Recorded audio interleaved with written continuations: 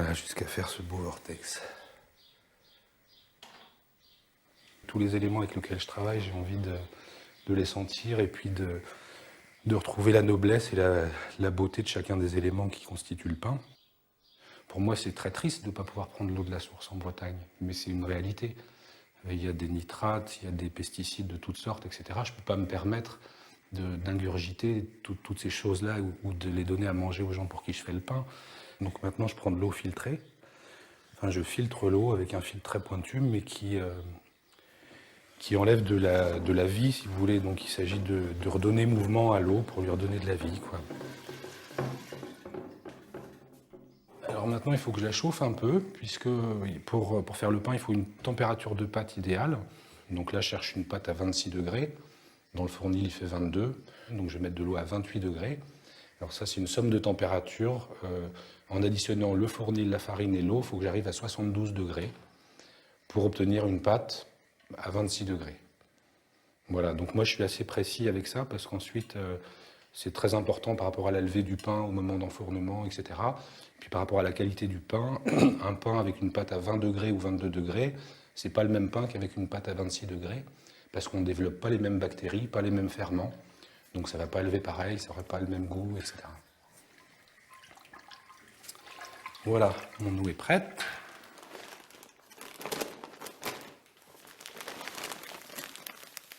Donc ça, c'est une farine que j'ai moulue il y a 2 jours parce que j'aime travailler avec de la farine fraîche. Ça a plus de vitalité, ça développe davantage d'arômes. Et du point de vue nutritif, la farine garde énormément de nutriments qu'elle va perdre au bout de quelques jours. Donc idéalement, il faut l'utiliser avant une semaine. Rien qu'en mélangeant là, j'ai déjà un peu une idée des arômes que mon pain va développer ou non. Et de même, selon le type de blé, la sensation de la farine n'est pas du tout la même. Donc quand je mélange, là, j'ai déjà énormément d'informations qui vont influer sur la façon dont je vais travailler en réalité.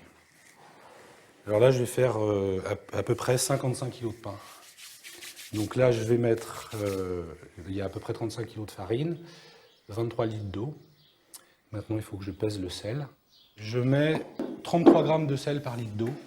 Et ça correspond curieusement à peu près au taux de sel qu'il y a dans l'eau de mer. Et alors, comme il y a des gros cristaux, je le mélange bien à l'eau avant pour qu'il soit bien dissous.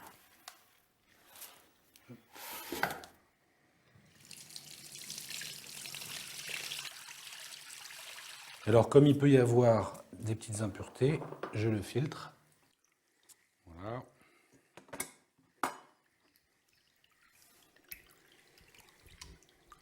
C'est parti.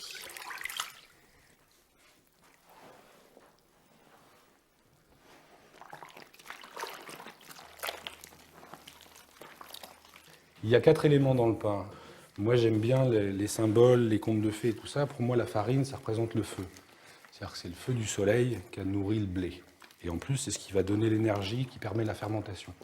Ensuite, on a le levain, qui évidemment est lié à l'air, puisque ça fait énormément de bulles. C'est ce qui va amener des bulles dans le pain. Le sel, qui est un produit de la mer, là c'est du sel de Guérande, donc ça vient de pas loin.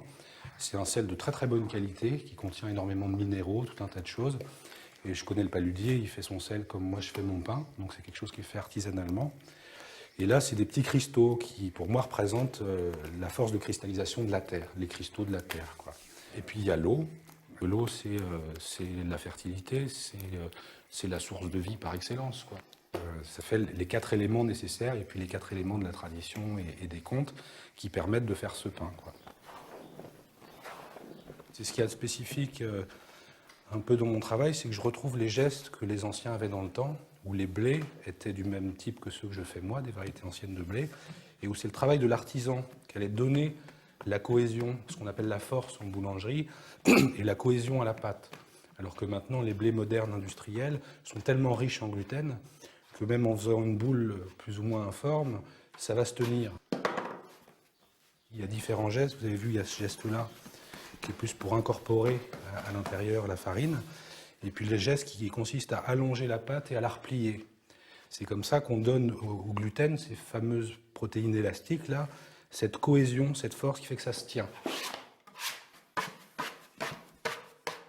Ne me demandez pas pourquoi il reste un bon kilo de farine.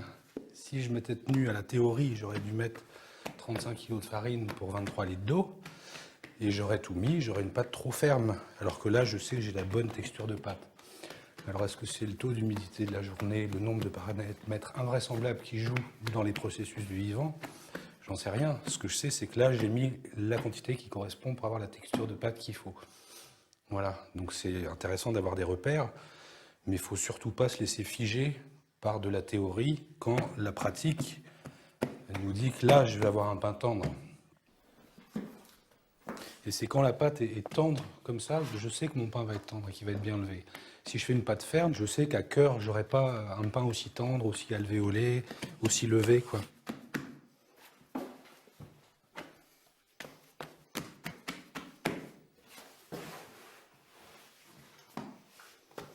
Voilà, c'est ça qu'on appelle donner de la force à la pâte.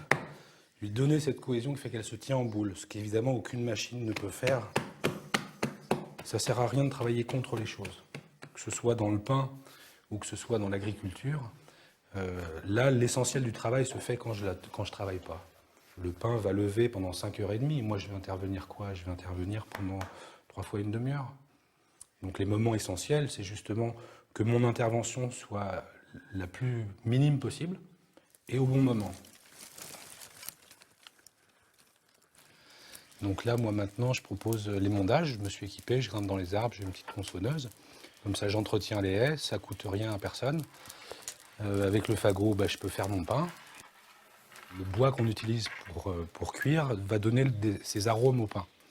Donc si je fais une fournée avec du chêne ou avec du pommier, mon pain n'aura pas le même goût.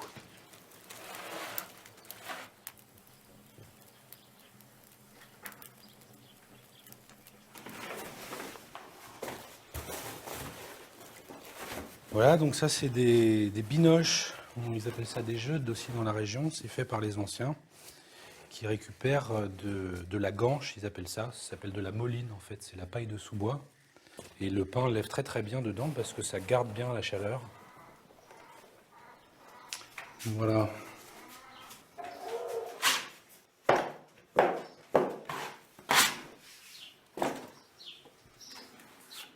Donc ça c'est une super belle pâte, elle est très humide, elle est très, très tendre.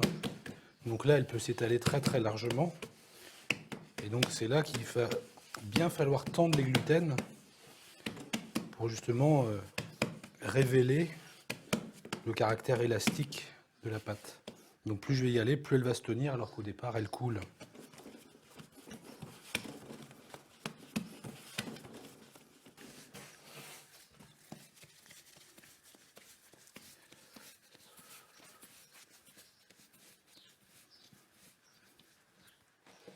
Et donc sinon, là, chaque pain, je sais pratiquement pour qui il est. Et là, ça fait maintenant 4 ou 5 ans que je ne peux pas prendre de clients en plus. Parce que, en fait, j'ai mon compte, mes fournées sont toutes archi pleines. Il n'est pas question pour moi de faire davantage de pain. Et donc, c'est pour ça que je consacre de plus en plus de temps à de la formation de gens qui veulent démarrer du pain comme ça, ou auprès d'agriculteurs qui veulent cultiver des variétés anciennes de blé pour leur qualité au niveau des arômes, etc. Donc je consacre de plus en plus de temps à de la formation en fait.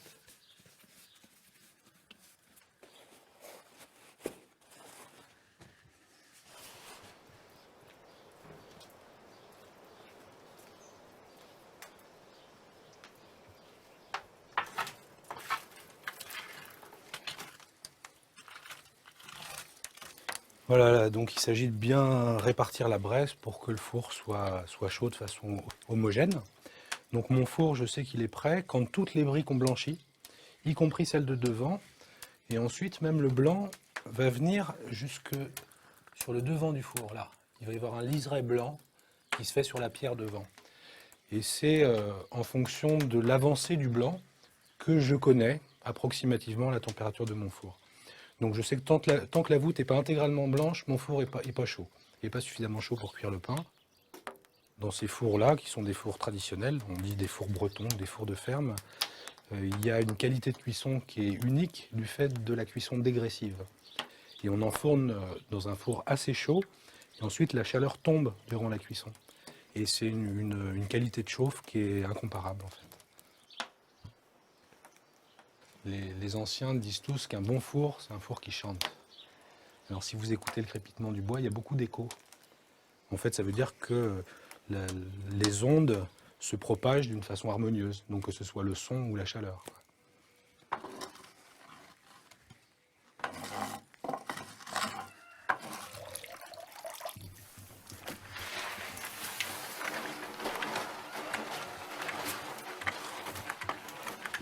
Ça nettoie complètement le four en retirant ce qui peut rester de braise. Et ensuite, ça met de l'humidité dans le four, ce qui est une très bonne chose pour le pain, puisque ça permet que la croûte soit plus fine, que le pain se développe mieux.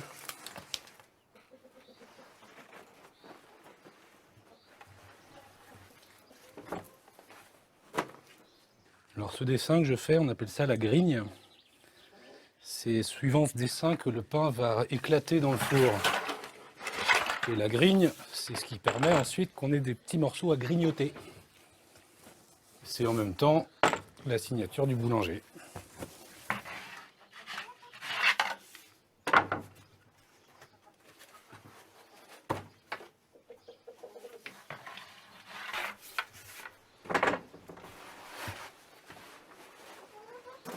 Alors évidemment, il faut bien le ranger parce que sinon, j'arrive pas à tout enfourner.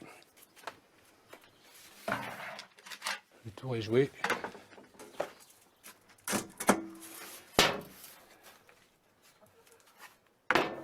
Bon voyage.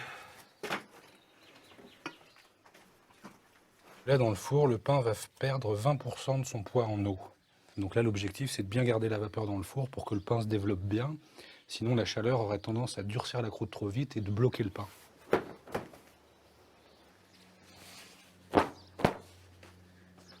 Donc là, je sais déjà que mon pain ne va pas être trop cuit. Parce qu'en fonction de comment il a levé, de la couleur qu'il prend ou non à la fin de l'enfournement, j'ai déjà des informations. Donc je sais qu'il ne sera pas trop cuit, il ne sera peut-être pas assez à mon goût. Il sera cuit dans tous les cas. Et puis ce qui est intéressant, c'est que quelle que soit la cuisson, il y a toujours des gens heureux. Quand je ne trouve pas assez cuit, il y a des gens qui me disent c'est comme ça que je l'aime. Quand je le fais trop cuit, il y en a aussi qui adorent le goût un peu brûlé. Et c'est jamais la même chose.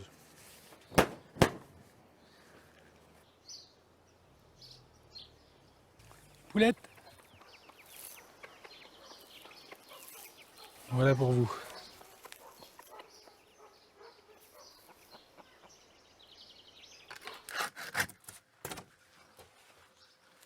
Hop là!